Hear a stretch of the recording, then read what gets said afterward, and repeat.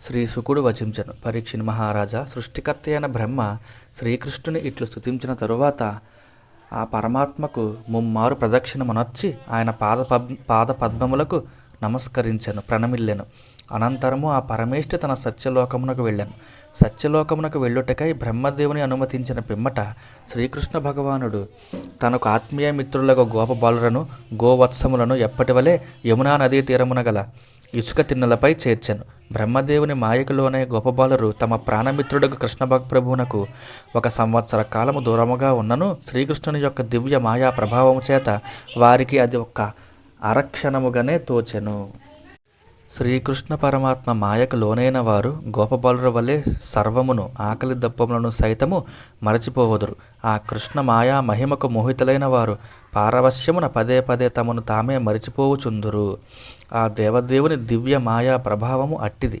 అంతట మిత్రులకు గోపబాలురు శ్రీకృష్ణునకు సాదరముగా స్వాగతము పలుకుచు సంతోషముతో వారు ఇట్లనిరి: ఓ కృష్ణ, నీకు స్వాగతము. నీవు లేకపోవుటచే మాలో ఎవ్వరూ ఒక్క ముద్ద అయినను ముట్టలేదు. రమ్ము, ఇచ్చట మనమందరము కలిసి హాయిగా భుజింతుము. అంతట శ్రీకృష్ణుడు దరహాసము చేయుచు గోపబాలురతో గూడి చల్దులను ఆరగించెను. అంతటా ఆ ప్రభువు అజగర అంటే అఘాసురుని చర్మమును చూపుచూ వారితో గూడి వనము నుండి బృందావనమునకు చేరెను. అప్పుడు శ్రీకృష్ణుడు శిరమున ధరించిన నెమలి పింఛము నిగనగలాడుచు మనోహరముగా ఉండెను. ఆ స్వామి యొక్క ఉంగరాల జుట్టుపై అలంకృతములైన పూలగుత్తులు శోభాయమానముగా ఉండెను. ఆ మేఘశ్యాముని తనువున వినూత్నమైన రంగులతో తీర్చిదిద్దబడిన వన్నెలు చూడముచ్చట గొలుపుచుండెను. ఆ చిన్ని కృష్ణుడు ఉత్సాహముతో ముందునకు సాగుచు వేణువును, ఆకులతో సిద్ధపరచబడిన పీకలను, కొమ్మబూరను బిగ్గరగా ఊదుచు మహోత్సవ స్ఫూర్తిని గూచుచుండెను. ఆ సమయమున గోపబాలురు ఆయన వెంట నడుచుచు దూడలను తోలుచు ఆ స్వామి లీలలను కొనియాడుచు గీతములను ఆలపించుచుండిరి. అటునటు చేరియున్న గోపికల నేత్రములకు ఆ కన్నయ్య తన క్రీగంటి చూపులతో మహోత్సవమునంతటి మురిపెమును చేకూర్చుచుండెను. ఆ విధముగా శ్రీకృష్ణుడు తన అనుచరులతో కూడి గోకులమున ప్రవేశించెను. అట్లు పల్లెకు చేరిన పిమ్మట గోపకుమారులు అరణ్యములో ఒక కొండ చిలువ మమ్ములను మిరింగివేసినది. అంతటా యశోదమ్మ ముద్దుల కొడుకైన మన కన్నయ్య ఆ మహాసర్పమును చావగొట్టి మమ్ములను రక్షించెను అని అంతటను చాటి చెప్పిరి. పరీక్షిన్ మహారాజు నుడివెను: మహాత్మా, గోపాలురకును గోపవనితులకును ఇంతవరకు తమ సంతానముపై కూడా కలుగినట్టు ఇంతటి ప్రేమ యశోదానందుల కుమారుడైన కృష్ణయ్యపై ఎట్లు కలిగెను? దయతో తెలుపుము.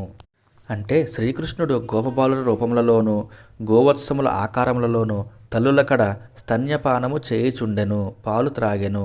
స్తన్యపానము చేయుచున్నది పరమాత్ముడు గావున గోపికలకును గోవులకును ఇది వరలో తమ సంతానముపై గల వాత్సల్యము కంటెను ప్రేమ అధికముగాజొచ్చెను.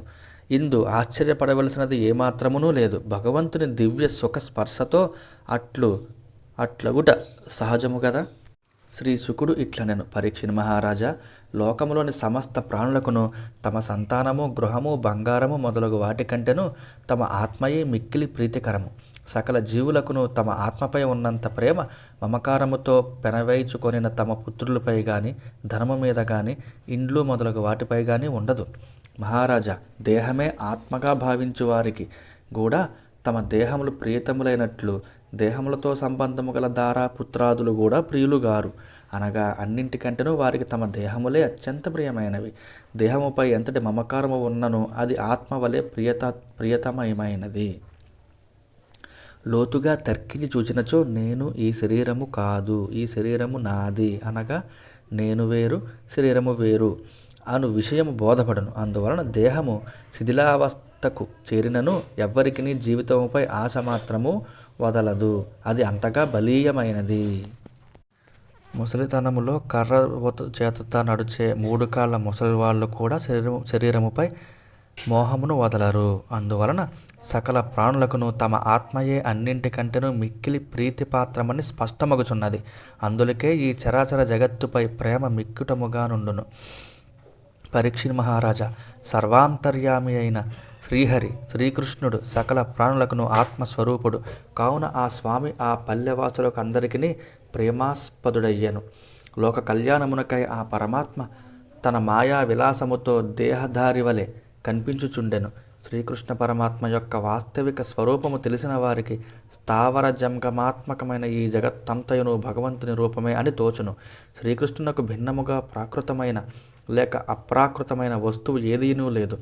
భూధాతువు భవతి అన్ని క్రియాపదములలో అంతర్లీనమై యుండునట్లు కమలాక్షుడు అగు శ్రీకృష్ణుడు సమస్త చరాచర ప్రాణులలో విలసిల్లుచుండును. కనుక కారణమునకు కూడా కారణమైనట్టి శ్రీకృష్ణ భగవానుడు కాని వస్తువు ఇది అంటూ దేనినైనా చూపించబడునా అంటే అట్టిది ఏదీ లేదని తాత్పర్యము. జ్ఞానులు శ్రీహరి ఆ శ్రీకృష్ణుని యొక్క కోమలమైన పాదమనడి నౌకను ఆశ్రయించి సంసారమనడి సముద్రమును గోష్పాదమంత స్థలమును వలె దాటెదరు. ఆ విధముగా దైవానుగ్రహమునకు పాత్రులైనట్టి పుణ్యపురుషులు ఎట్టి ఆపదలకు లోనుగాక పరంధామమును చేరుదురు. పరీక్షిత్ మహారాజా, శ్రీకృష్ణ భగవానుడు కౌమార వయస్సులో అంటే 5వ ఏట ప్రదర్శించిన లీలలను గోపబాలురు పౌగండ ప్రాయమున అంటే 6వ సంవత్సరమున చేసినని ఎట్లు కీర్తించరి అని నీవు ప్రశ్నించితివి. అందులకు నేను విపులముగా వివరించితిని.